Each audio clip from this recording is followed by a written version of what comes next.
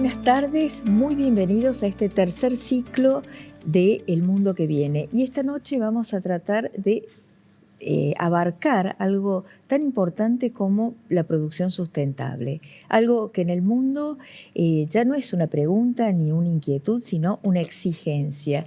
Y la pregunta que nos hacemos nosotros es si es posible hacerlo en la Argentina. Esta tarde nos acompañan Analía Flores, directora general de Economía Circular y Desarrollo Sustentable de la Subsecretaría de Ambiente del Gobierno de la Ciudad. Andrea Ávila, CEO de Randstad para Argentina, Chile y Uruguay, y es miembro de la Red Argentina de Pacto Global. Mariana Shua, CEO de Aconcagua Energía Generación y vicepresidenta de AmCham. Ramiro Martínez, fundador de Creando Conciencia y presidente de CONARCOP. Bueno, bienvenidos. A ver, se me ocurre una pregunta, Analía. Vos estás en el gobierno de la ciudad y ¿cómo se abarca desde la Dirección de Economía Circular donde estás? Bueno, ¿cómo se organizan en una situación que es difícil por la crisis? La gente está mal, se ve los cartoneros. Ustedes han sido, en el gobierno de la ciudad de Buenos Aires, ha sido desde hace muchos años viene trabajando en el tema. Contanos. Bueno, sí, efectivamente es un contexto complicado para todos, pero bueno, la economía circular de alguna manera viene a cambiar paradigmas y a pensar nuevas formas de consumo y de producción, que como decimos, como vos bien comentabas, en la ciudad hace muchos años hay un sistema de reciclado que justamente lo que busca es valorizar eso que el vecino dispone y tira, que no es basura, que es un residuo que claramente puede tener otros fines y puede tener otros usos. Y justamente la economía circular lo que busca es ir a buscar esos recursos para que no terminen en disposición final, que no terminen en un relleno sanitario, y que también repensemos hasta el momento del diseño de un producto que esté pensado desde la lógica de cómo hacerlo circular y no lineal, que dejemos de consumir y de pensar en que algo se produce, se comercializa, se consume y se tira, y ahí terminó. Esto es justamente lo que nosotros hacemos desde el gobierno de la ciudad a través de la economía circular, es proponer nuevas formas de consumo y de producción. ¿Cuánto se puede recuperar de todo ese residuo? No, se recupera muchísimo. Imagínate, hoy todo lo que es plásticos, papel, cartón, en la ciudad de Buenos Aires y en muchísimas ciudades de todo el mundo, en municipios de la provincia de Buenos Aires, se recupera muchísimo. Hoy es un valor. Hoy lo que nosotros tiramos todos los días en nuestra casa sin darle un nuevo uso es un residuo, y te lo pueden decir, es un recurso. Y te lo pueden decir un montón de empresas que diariamente usan eso como materia prima, que eligen no comprar materia prima virgen que proviene de combustibles fósiles o que provienen de fuentes no renovables por estas que se reutilizan, emprendedores que usan para su propia línea de producción un montón de productos textiles, no solamente los clásicos papel, cartón, metal, sino otros como textiles, neumáticos y demás. Entonces, la realidad es que es un mundo de posibilidades, y también de entender que es una capacidad, es producción, esto es generación de empleo, esto no es, en la medida en que las empresas también acompañen este cambio de paradigma, porque así lo están haciendo, también son nuevas formas de imaginarnos el mundo, justamente el mundo que viene, es el mundo que viene. Y la economía circular justamente viene a eso. Hoy la ciudad tiene una ley de economía circular, que es una ley marco, y tiene una estrategia que venimos trabajando desde el año pasado para poder justamente hacer un análisis, el cual el año pasado hicimos este primer diagnóstico de entender un poco la matriz productiva de la ciudad y en dónde tiene aún más potencial de ser circular. Este trabajo lo hicimos junto con el sector privado, que para nosotros es clave para cualquier acción que podamos hacer en esta vía, es hacerlo con ellos. Priorizamos ciertas cadenas de valor, priorizamos, por ejemplo, lo que es textiles, que hoy en la ciudad no hay un circuito formal de recupero de textiles, los alimentos para evitar el desperdicio de alimentos, los neumáticos, o sea, todos los residuos que vienen del transporte, por ejemplo. Entonces, esos son algunos de los ejes y las prioridades en los que estamos trabajando hoy desde el gobierno de la ciudad. En este ciclo estamos con Luis Serioto, que es editor del suplemento económico y de la revista Pymes de Clarín. Luis, tenemos a Mariano, que también está en una cooperativa realmente muy importante, pero en la provincia de Buenos Aires. ¿Cuándo surgieron? ¿Cómo trabajan ustedes la economía circular? Particularmente nosotros nacemos con la fundamentación que bien decía Analía recién, que es la inclusión social con cuidado ambiental.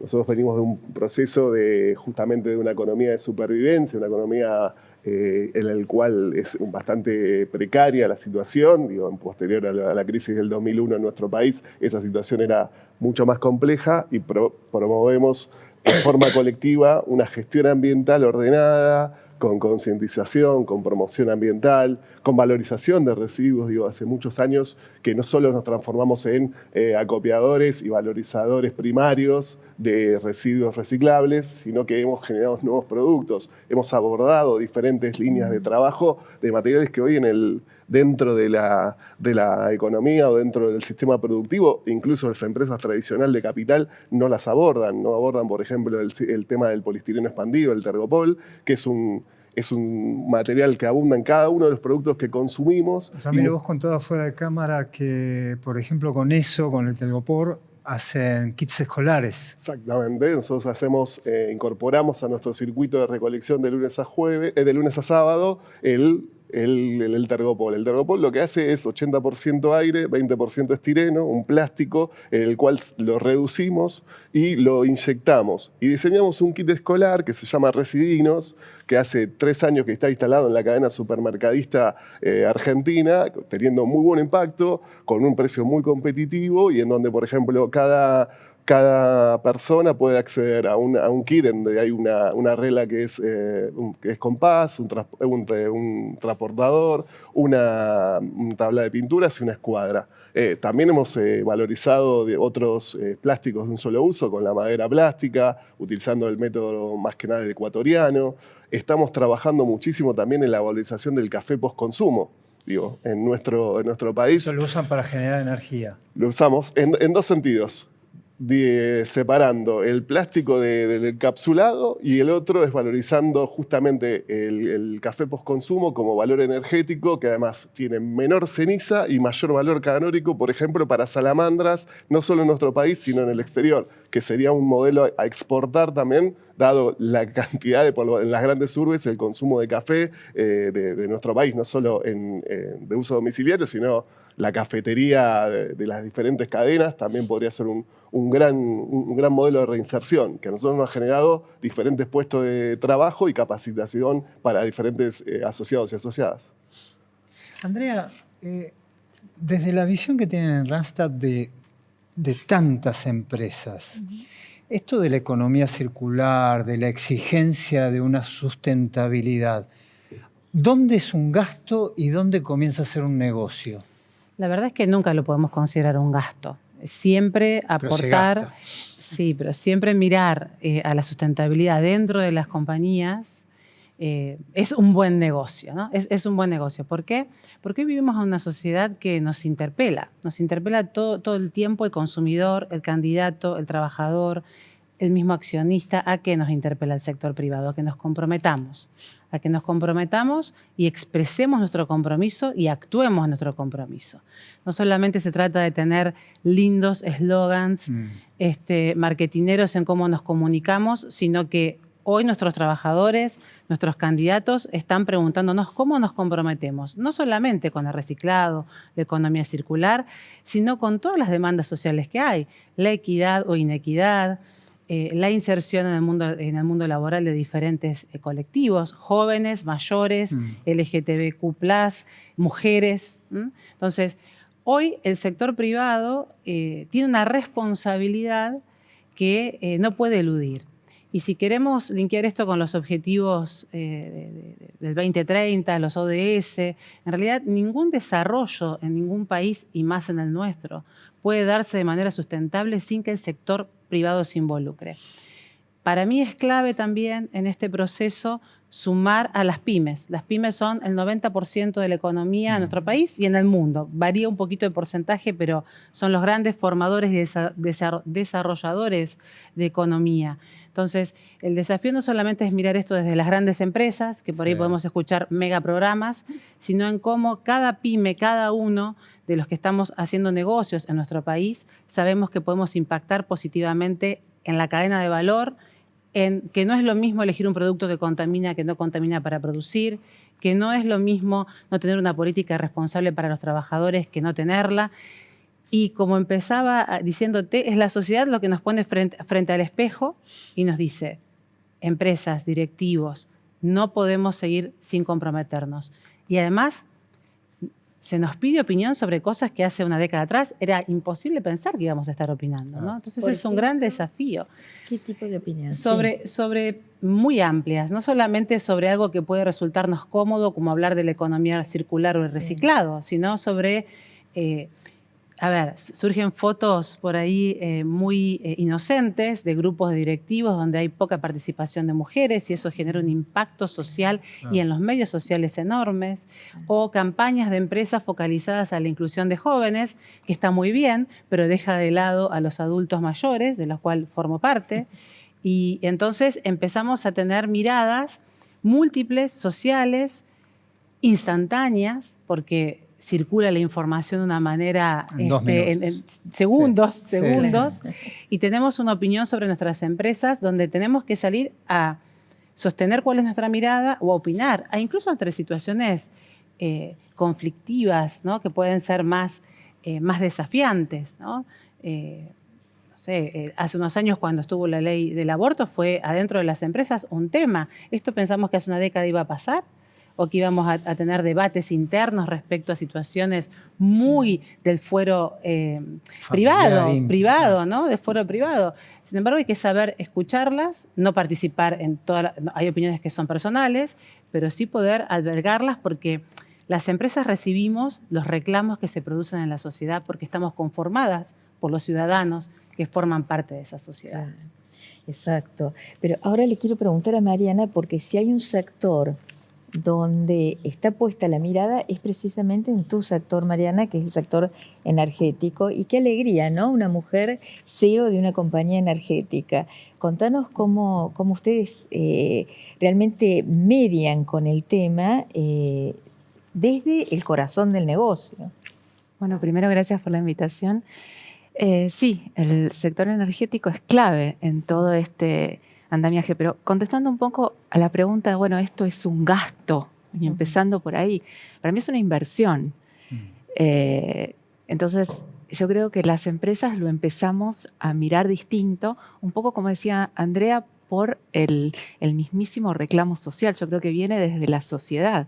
Entonces, para las empresas es una condición. Si vos dentro de una economía de mercado, si vos querés tener los mejores empleados, retener talento, bueno, las nuevas generaciones, la conciencia social hace que vos tengas que ser una empresa que dentro de su propia estrategia tenga la sostenibilidad.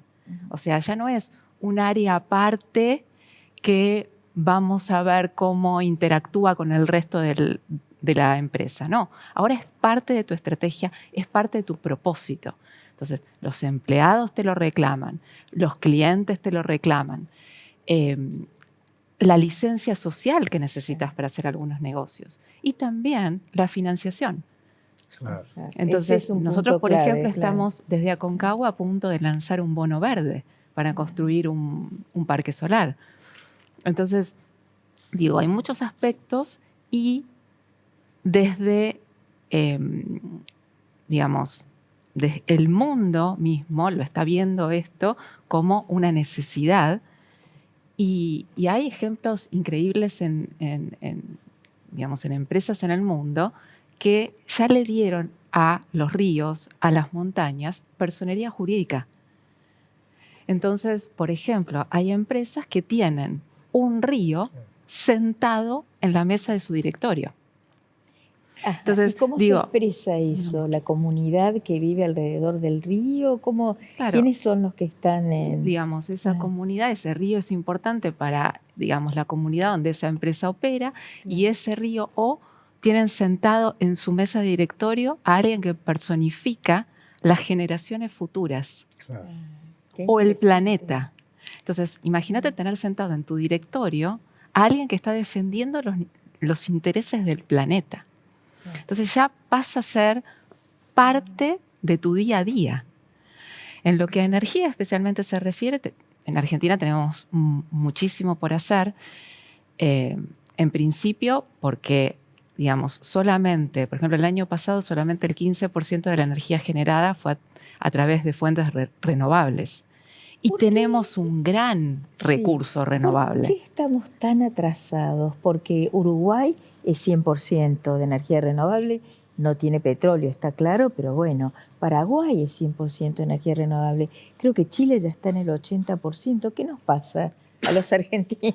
Bueno, primero, digamos, hay algo que tiene que ver con las condiciones macroeconómicas de este país. O sea, no nos olvidemos que digamos, para hacer inversiones de largo plazo necesitamos condiciones macro, financiamiento, necesitamos estabilidad jurídica, necesitamos cierto marco regulatorio. Dentro de todo ese marco, la energía renovable es de lo que más creció, porque la ley de renovables fue una ley que se aprobó unánimemente en el Congreso allá por el 2015, y esto, bueno, facilitó mucha, digamos, instalación de nueva generación. Pero lo cierto es que tenemos mucho más.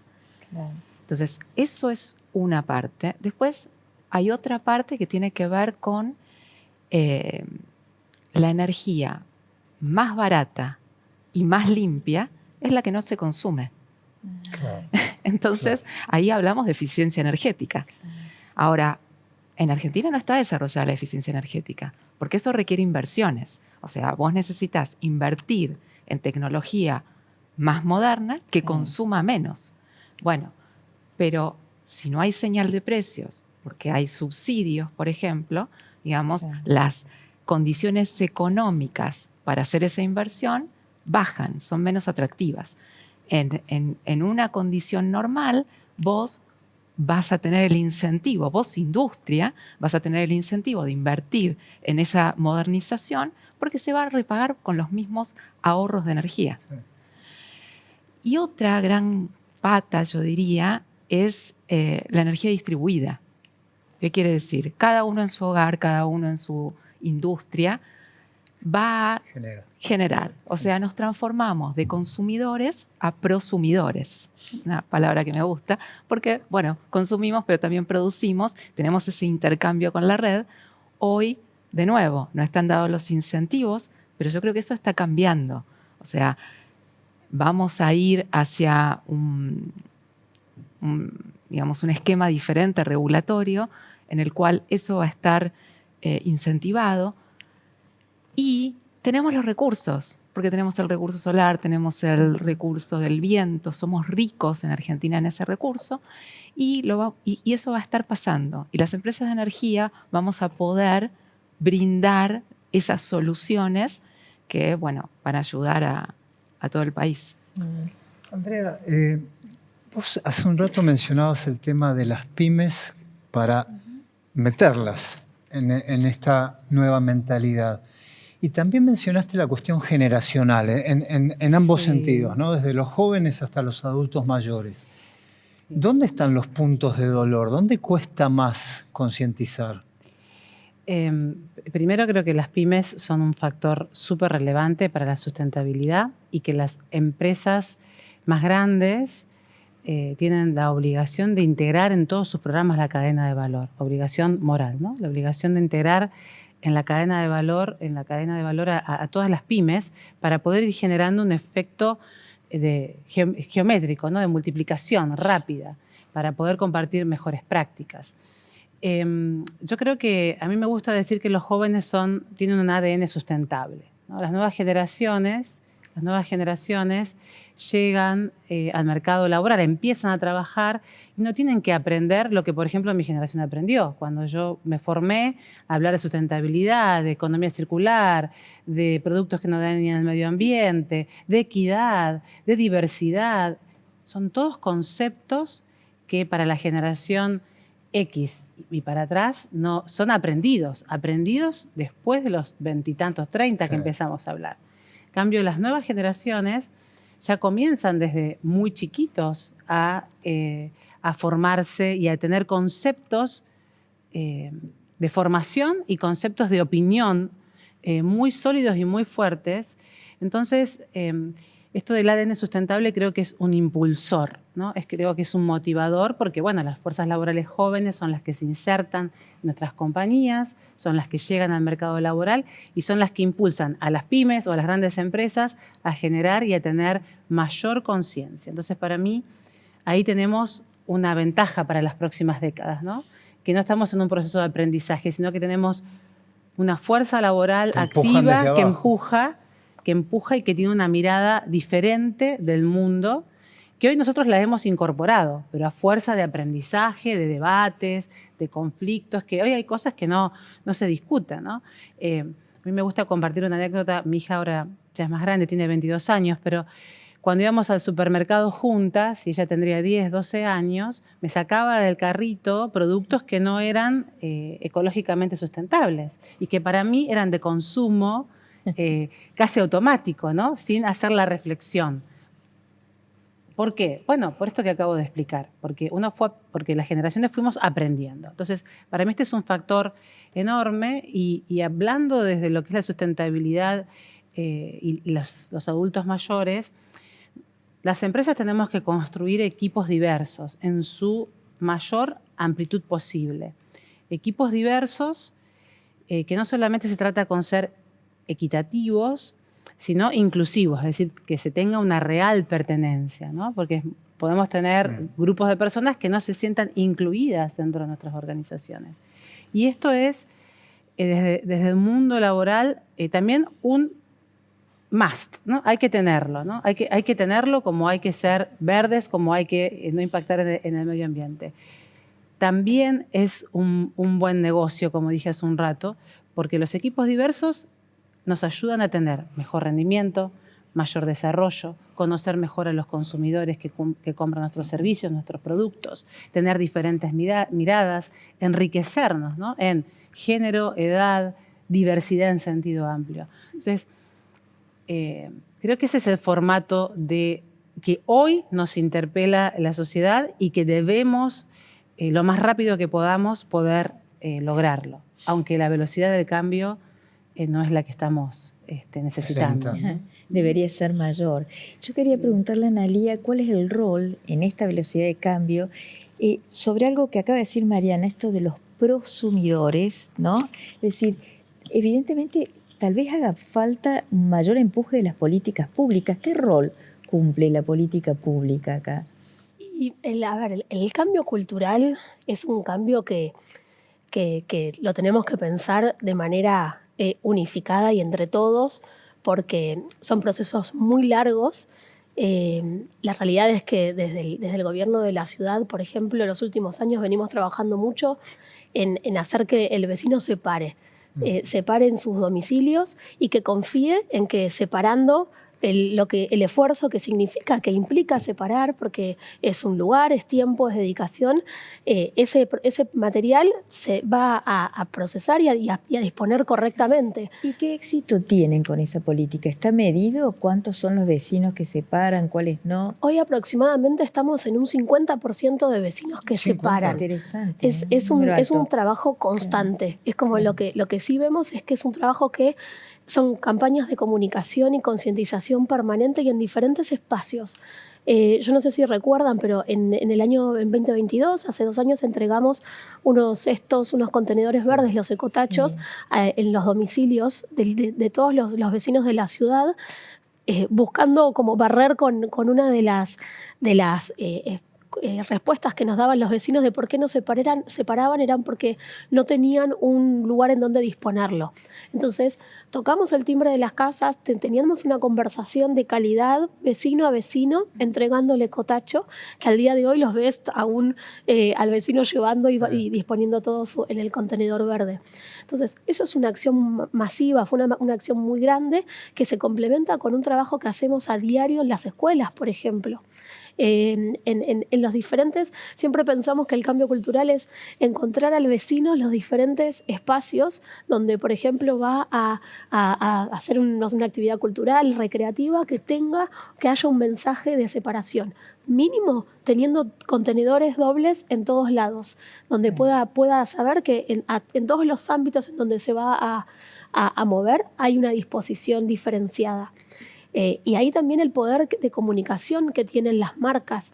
Nosotros tenemos la red de economía circular, que aúna como aproximadamente a 400 miembros. Muchos de ellos miembros son empresas de consumo masivo, empresas muy grandes que tienen un poder de comunicación para hablarle al consumidor directamente. Entonces, es importante cómo nos vamos complementando. Nosotros siempre buscábamos con empresas de este índole que podamos hacer acciones conjuntas, en donde cuando el vecino elige un producto, ese producto venga acompañado, además de su claim de marketing, de comunicación, también venga con su mensaje de sustentabilidad. Y un poco se liga también a lo que decías vos antes de lo que están pidiendo también las generaciones, y ahí refuerzo el poder que tiene el consumidor permanentemente, que tenemos todos los consumidores al momento de elegir. Ese es el poder que hoy tenemos todos en nuestras manos, elegir un producto por sobre otro. Y desde el gobierno, cómo generar, obviamente, todo ese marco normativo y cómo acompañar para que, obviamente, también se generen espacios en donde las empresas no sientan que están solas, que el gobierno de la ciudad también posiciona ciertos temas y que para acompañar y para generar esos cambios y esas diferencias. Bueno, y enganchando con eso, le quería preguntar a Ramiro, vos hace un rato contabas lo que ustedes hacen, pero es muy interesante el tema de quiénes los contratan, quiénes los demandan a ustedes y dónde están los desafíos, ¿no? ¿Quiénes son los que ya están y quiénes son los que deberían estar? No, con respecto a eso, en principio me tomo un poco la reflexión acá de los referentes del sector empresarial que hablan de considerar esto una inversión y no un costo. Porque ahí es cuando cambiamos y está atado mucho también a qué mundo queremos para las nuevas generaciones. Porque cuando hablamos de que la mejor policía ambiental son las nuevas generaciones, nosotros somos una entidad, por ejemplo, de puertas abiertas. Recibimos desde jardín de infantes hasta el voluntariado de colegios secundarios, porque entendemos que ese compromiso comunitario después redunda. Con respecto a las empresas, hay muchas matrices multinacionales que ya lo tienen incorporado como parte de su matriz internacional en Suecia o en diferentes países, y otros que lo han incorporado como una política interna, y que la verdad que hoy, con respecto a los grandes generadores o grandes empresas, estamos todavía, creo que no llegamos al 30%, comparto la síntesis que vos hacías con respecto a la población. Por ejemplo, en la zona que nos toca a nosotros en Tigre, estamos en un 53% de matriz de gestión de residuos y diferenciación de los mismos para disposición diferenciada. A mí me parece que también hay una necesidad de definición de políticas públicas. Celebro las propuestas energéticas en Uruguay y en Chile. En Uruguay también contamos con una ley de envases, que también es importante para generar las políticas públicas para el compromiso de las empresas. Que acá está faltando. Que ya tuvo 16 presentaciones en el Congreso. 16, en diferentes estamentos políticos y diferentes banderías. No hay una, pero nunca hemos llevado a esa ley de envase con responsabilidad extendida del productor, en donde generemos políticas públicas justamente para el gobierno de la ciudad y para los más de 2.600 municipios que tenemos en nuestro país, en donde el problema de la basura versus los residuos es un problema que a solucionar, no solo por nosotros, sino para los que vienen. Y vuelvo a repetir, celebro que no sea un costo, que sea una inversión y que podamos tener mayor compromiso de esos sectores para abordar políticas públicas junto con el Estado, que para nosotros es fundamental. Claro. Yo quiero sumar algo ahí. Yo creo que la articulación público-privada es clave. O sea, necesitamos políticas públicas, necesitamos empresas comprometidas. Si no se articula entre el sector público y el sector privado, no vamos a poder llevar adelante el proceso de cambio que necesitamos en todas las áreas de sustentabilidad de nuestro país y del lugar donde habitemos, ¿no? Entonces, ahí es de los dos lados cómo podemos construir, y creo que en Argentina tenemos mucho por desarrollarnos en construir soluciones conjuntas, ¿no? Donde la política pública acompañe al sector privado, el sector privado acompañe a la política pública. ¿Se te ocurre algún ejemplo concreto? Yo creo que sí, te puedo dar ejemplos por ejemplo, el norte del país, un caso que tenemos con nuestra compañía, donde articulando con el gobierno de ese momento de las provincias del norte, los sindicatos y el sector privado, logramos trabajar contra el trabajo infantil, por ejemplo, ¿no? Normas, pautas, que es un tema que por ahí no se habla mucho en nuestra sociedad, pero que existe y es real, y hay que trabajarlo articuladamente. Y no puede trabajar solamente el sector privado, tiene que estar el sindicato presente, tiene que estar el gobierno, el Estado, ¿no? Más que el gobierno, el Estado en sí mismo presente. Y así podemos dar innumerables ejemplos. Te doy uno vivido desde lo personal, sobre un tema muy sensible, ¿no? Creo que eso es vital. Las políticas públicas de concientización, las que nos falten, las que sean necesarias para el desarrollo de las energías renovables, que nombraban, que están desde el 2015. Siempre hace falta la interacción, porque si no, el desarrollo no va a ser posible. Vivimos durante mucho tiempo, muchas décadas, pensando que la solución debería venir solamente del sector público. No, el sector privado tiene un rol protagónico, y conjunto. El tango de a dos, ¿no? A ver, sí. Por ejemplo, de lo que dice Andrea, yo creo que vivimos cada vez más en una sociedad que está globalizada y que estamos integrados y que somos un ecosistema. Entonces, dentro de esto, puedo dar un ejemplo de Aconcagua, en la provincia de Mendoza, donde tenemos explotación petrolera, donde tenemos áreas de concesión petrolera. Hemos hecho acuerdos con la provincia de Mendoza por el cual ellos tenían equipos de perforación que no estaban en condiciones o que estaban en desuso, que nosotros los pusimos, los reacondicionamos con una inversión muy significativa, y eso, digamos, que después se pone en funcionamiento, generando puestos de trabajo de manera directa e indirecta, digamos, activando toda una cadena de proveedores que pueden hacerlo, pero además capacitando, además tenemos convenios con la Universidad de Cuyo, por el cual capacitamos estudiantes. Entonces se arma todo un ecosistema en el que se crea desarrollo sostenible. Me parece esos ejemplos de además, ya, digamos, no pensamos yo creo que la filantropía, la responsabilidad social corporativa son conceptos antiguos. Ahora hablamos de que las empresas tenemos que generar un impacto neto positivo.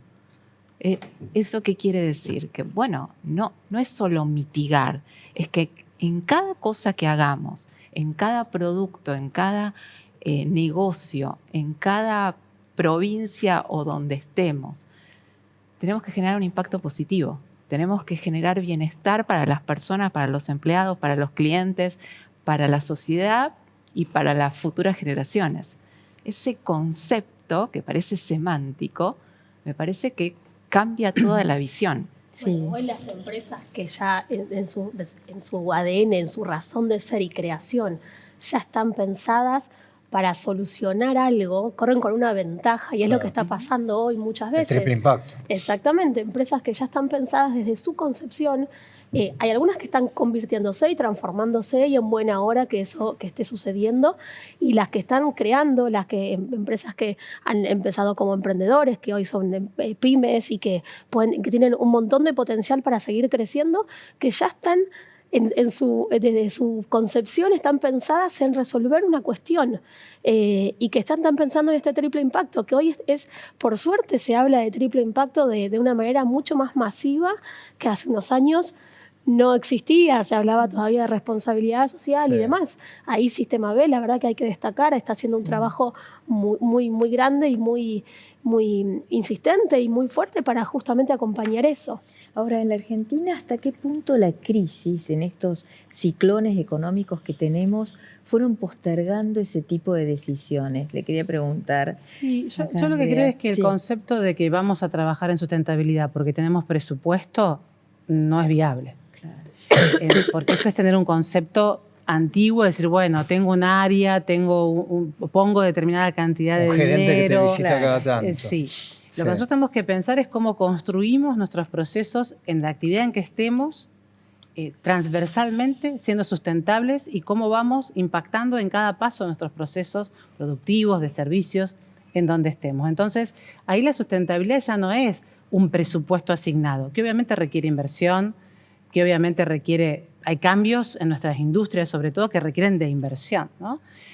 Pero sí hay que pensarlo transversalmente, y hay que pensarlo cómo vive y cómo nos agrega valor en todo el proceso que llevamos adelante dentro de la compañía.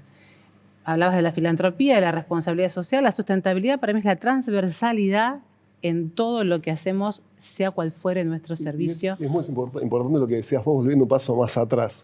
También es la co-construcción de esas políticas o de esos desarrollos, porque vos decías el Estado, el sector privado y la comunidad organizada. Sí. Porque también a veces políticas implementadas solamente por parte del Estado, verticalmente, que caen en la tierra, fracasan porque no tienen contacto con el territorio, la idiosincrasia, las particularidades geográficas. Entonces, me parece que esa articulación también genera esta sustentabilidad productiva entre las tres patas que necesitamos ordenar en el país.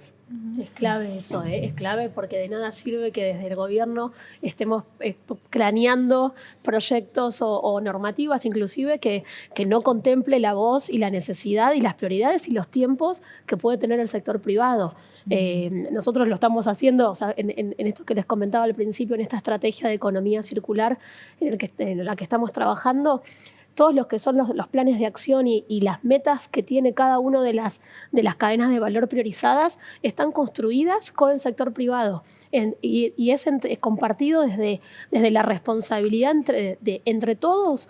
Tenemos que resolver esta cuestión. Eso es clave y creo que también son nuevos como paradigmas de trabajo articuladamente entre todos los sectores. Muy interesante. Mariana, ¿podés explicarnos un poquito más este concepto de que nos vamos a convertir en productores de energía? ¿Cómo va a ser y dónde se está haciendo? Hay dos conceptos. Uno es que cada vez más las empresas están reclamando, o sea, necesitando que su consumo de energía sea renovable. Eso por un lado, que eso es un gran cambio, digamos, que fue promovido desde las políticas públicas y que algunas empresas, digamos, más allá de los incentivos que tienen, lo llevan en su ADN y lo hacen por convicción. Pero además, esto de ser productores de energía es desde lo más básico, que es tu casa, que en tu casa tengas un panel solar. O tengas paneles solares que te permitan generar energía. ¿Que ya está el marco regulatorio o todavía está ahí en etapa de definición? O sea, existe. Sí. En algunas Desde provincias 2015. está más desarrollada que en otras. Entonces, ¿por qué? Porque vos estás conectado al sistema interconectado nacional, o sea, a la red. Entonces, vos recibís energía, consumís desde la red, desde tu distribuidora, pero también al mismo tiempo vas a poder o podés producir y devolver a la red, con lo cual te cobran el neto. Ahora, ¿a cuánto, o sea, a qué precio vos podés vender tu energía? Depende de la legislación y la regulación de cada provincia. Eso va a definir, por ejemplo, una inversión hogareña. Claro. Entonces, cuando vos tengas que definir tu inversión, lo vas a hacer en función del ahorro que generes o inclusive hasta podés generar una ganancia, o sea, porque vendas más de lo que consumas. No nos olvidemos también que la energía renovable lo que tiene es no es constante, Claro. es intermitente. Entonces vos siempre vas a necesitar una fuente para complementar, que si estás en un sistema aislado, lo conseguís a través de baterías. Pero lo que digo es, la regulación todavía le queda bastante por hacer. En algunas provincias que están más avanzadas, es 1 a 1. O sea, el mismo precio que vos consumís, vos vendes tu energía, lo cual ayuda. Y después, bueno, también depende mucho de los subsidios o no subsidios, del crédito, porque vos tenés que hacer una inversión. Muchas veces las mismas empresas de energía que te proveen, digamos, el sistema, los paneles, te financian, pero si no, vos necesitas crédito. O sea, hay todo un contexto macroeconómico y regulatorio que vos necesitas para que eso se expanda en forma masiva. Y por supuesto hablamos de empresas, pero también hablamos de industrias que ya a más gran escala lo pueden hacer. Inclusive que Algunas ya lo tienen incorporado. Muchas ya lo tienen. Y en muchas partes del país, por supuesto, el recurso solar, por ejemplo, es mejor, tiene un mejor factor de uso.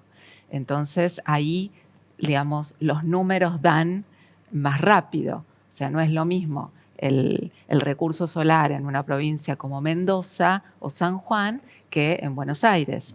Entonces, bueno, eso va a depender también de cada lugar. Pero también está la energía eólica y bueno, y después están los bonos de carbono.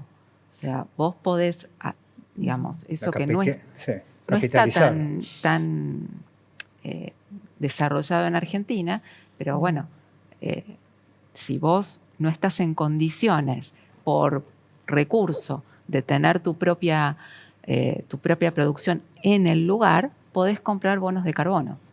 Nosotros, por ejemplo, que generamos energía renovable, vendemos bonos de carbono.